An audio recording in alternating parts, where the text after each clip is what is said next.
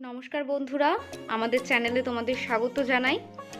আজকে আমি দেখাবো নিরামিষ আলু পনিরের তরকারি, একদম ঘরোয়া উপকরণে। এই উপকরণগুলো ঘরেই থাকে আমাদের সবার রান্নাঘরের, তো ঘরোয়া সহজ পদ্ধতিতে। দেখো আমাদের কি কি উপকরণ লাগছে এখন আমরা দেখাবো। আমাদের প্রথমেই লাগবে পনির। এখানে 200 গ্রাম পনির আছে।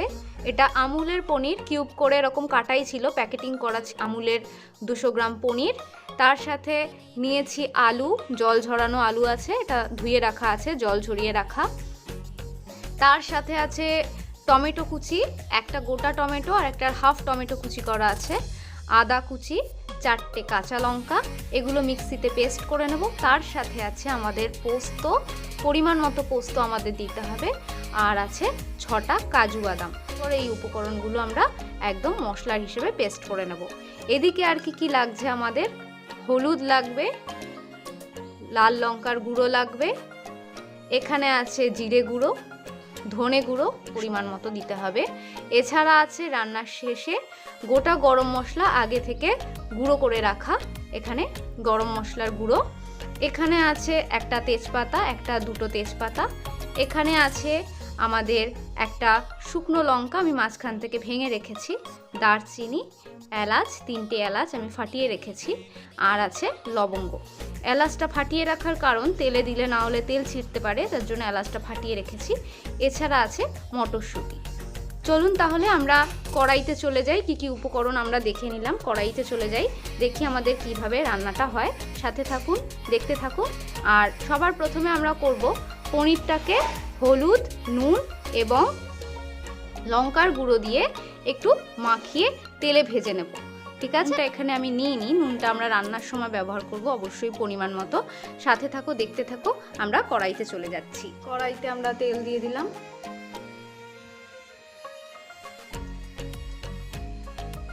এই তেলটা গরম হলে পনিরটা দিয়ে দেব। পনিরটাকে আমরা হলুদ দিয়ে,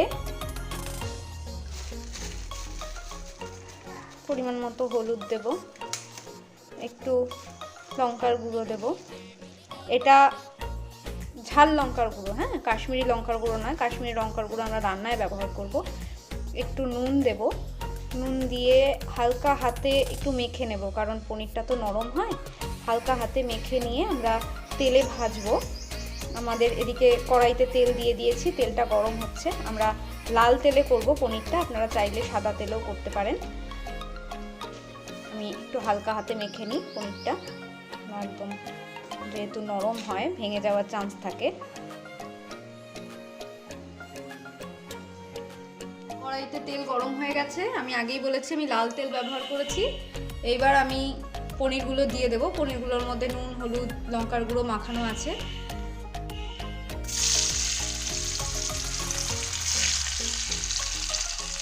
হালকা লাল লাল করে ভেজে নেব পনিরগুলো। বেশি ভাজলে পনিরগুলো শক্ত হয়ে যাবে, খেতে ভালো লাগবে না। সব একবারে দিয়ে দিচ্ছি।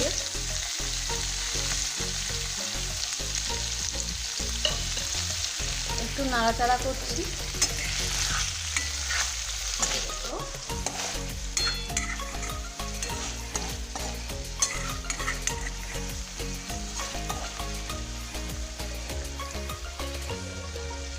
পনিরের এক দিকগুলো একটু হতে দিই, আর একদিক তারপরে উল্টে দেব।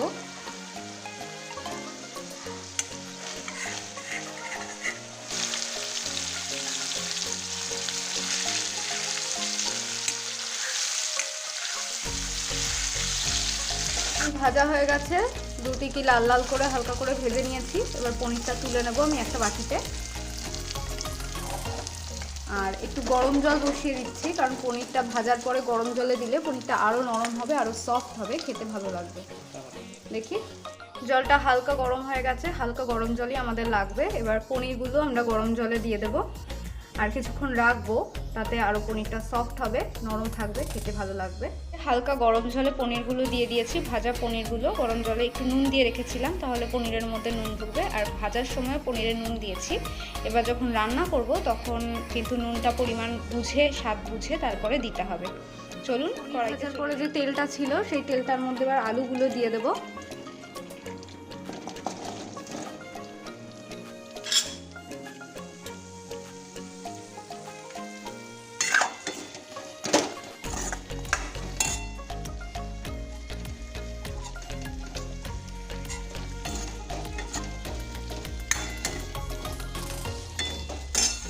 দিয়ে দেবো, তাহলে আলুগুলো তাড়াতাড়ি সিদ্ধ হবে।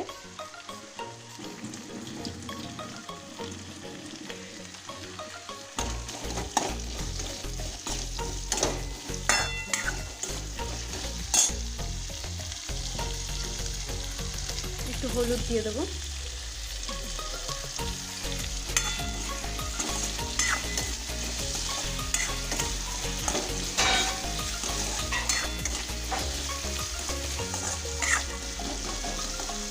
গ্যাসের আঁচটা কমিয়ে আলুগুলো একটু সিদ্ধ হতে দেব, একটু ঢাকা দিয়ে দেব। আর এদিকে চলে যাব আমরা মিক্সিতে দেখি কিছু উপকরণ আগেই বলেছি, সেই উপকরণগুলো আমরা তৈরি করে নিই। ওই মশলার তেলটা একটু পোস্ত পরিমাণ মতো, আর 6টা কাজু বাদাম। আমরা পোস্ত, কাজু বাদাম, আর দিয়ে দেব আগে থেকে কুচি করে রাখা টমেটো,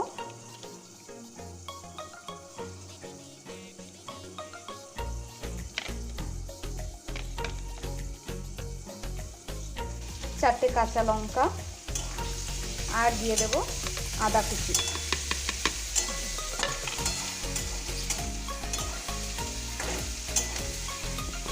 টমেটো থেকে জল বেরোবে, আমরা আগে শুকনো পেস্ট করে দেখি, যদি আর একটু জল লাগে তখন আমরা পরিমাণ বুঝে জল দেবো। পেস্ট হয়ে গেছে, টমেটো থেকে যে জলটা বেরিয়েছিল তারপরেও আর একটু জল দিতে হয়েছে আমাদের, জল দিয়ে এই পেস্টটা বানিয়ে নিয়েছি। আলুটা যেটা দিয়েছিলাম তেলে, আলুটা হয়ে গেছে, আলুটা নামিয়ে নেব এবার। ভাজার পর তেলটা গরম হয়ে গেছে, এই তেলে আমরা দিয়ে দেবো আস্তে আস্তে করে তেজপাতা, আগে থেকে ফাটানো এলাচ,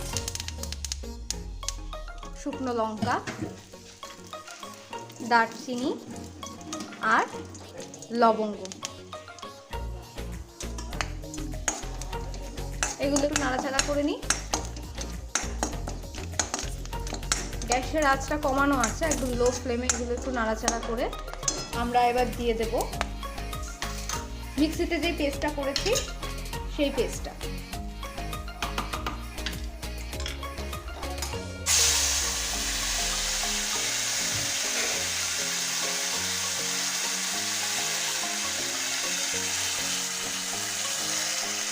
এখানে সামান্য পরিমাণে মিক্সির বাটি ধোয়া জলটা দিয়ে দিচ্ছি আমরা। মিক্সিতে যে মশলা ছিল সেই জলটা দিয়ে দিয়েছি। এবার তেল ছাড়া পর্যন্ত নাড়াচাড়া করবো, মশলাটা ভালো করে কষাবো। আমরা একে একে মশলাগুলো দিয়ে দিই। এখানে দিয়ে দেবো হলুদ, এখানে দিয়ে দেবো লঙ্কার গুঁড়ো, এটা ঝাল লঙ্কার গুঁড়োটা, কাশ্মীরি লঙ্কার গুঁড়ো এখনও দিইনি। এখানে দিয়ে দেবো পরিমাণ মতো ধনে গুঁড়ো, এখানে দিয়ে দেবো পরিমাণ মতো জিরে গুঁড়ো। এটা গোটা গরম মশলা আগে থেকে পেস্ট করা, এটা পরে দেবো রান্নার পরে, যখন নামাবো তার আগে। মশলাগুলো ভালো করে মিশিয়ে একটু কষতে দিই। হ্যাঁ শোনাই, হয়ে গেছে বাবা, দাঁড়াও। আচ্ছা আন্না, আচ্ছা আন্না, ঠিক আছে। আমার ছেলে বলছে আন্না। একটু নাড়াচাড়া করে নিই মশলাটা তেল ছাড়তে দেবো, একটু কষতে দেবো।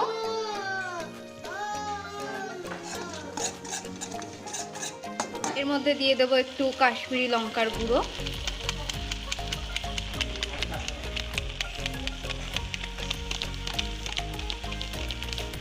কাশ্মীরি লঙ্কার গুঁড়োটা কালার আনার জন্য একটু দিয়ে দিচ্ছি। মশলা থেকে সাইড থেকে তেল ছাড়ছে, মশলায় একটু টেস্টটা ভালো আনার জন্য একটু চিনি দিয়ে দেবো।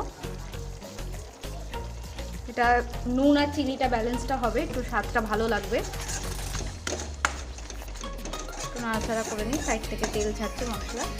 আচ্ছা, এদিকে আমরা পনিরটা যে গরম জলে ভিজিয়ে রেখেছিলাম তার মধ্যে নুন ছিল, এই গরম জলটা এবার আমরা এই মশলার মধ্যে দিয়ে দেবো।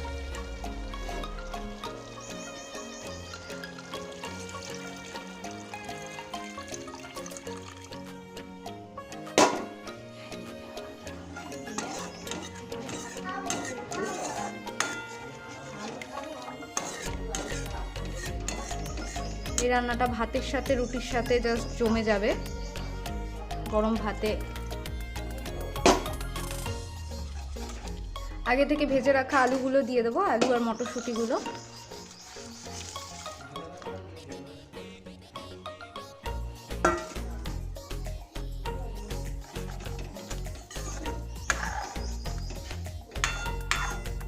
নুন এখনও আমরা ব্যবহার করিনি, নুন যেহেতু জলে আছে, আমরা পরের স্বাদ টেস্টটা নিয়ে তারপর আমরা হ্যাঁ এবার আমরা একটু ধনেপাতা কুচি দিয়ে দেবো। ধনেপাতা কুচিটা অপশনাল, এটা হাতের কাছে থাকলেই দেবেন, আমাদের হাতের কাছে ছিল, একটু কুচি দিয়ে দিচ্ছি, স্বাদটা অন্যরকম হবে।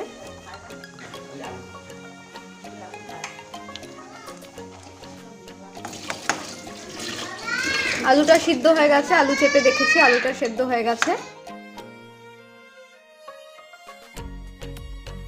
এবার আমরা আগে থেকে ভেজে রাখা পনিরটা দিয়ে দেবো।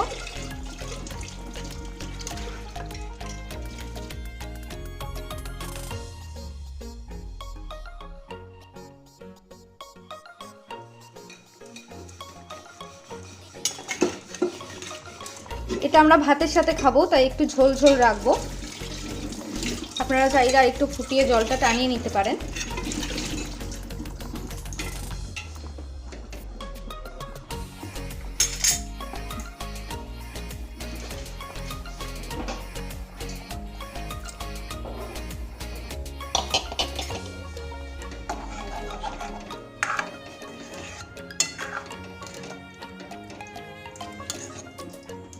পনিরটা একটু ঝোলের সাথে ভালো করে মিশিয়ে নেব, আর একটু আমরা এটা হতে দেব, পনিরটা যাতে একটু নুন ঢোকে। নুনটাও আমরা একটু টেস্ট করে নেব।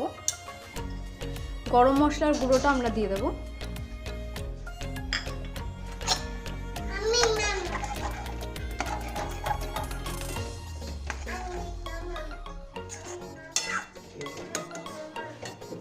আমরা টেস্ট করে দেখেছি, একটু নুন লাগবে, আমি পরিমাণ মতো নুন দিয়েছি। আমি তেজপাতাগুলো তুলে দিচ্ছি।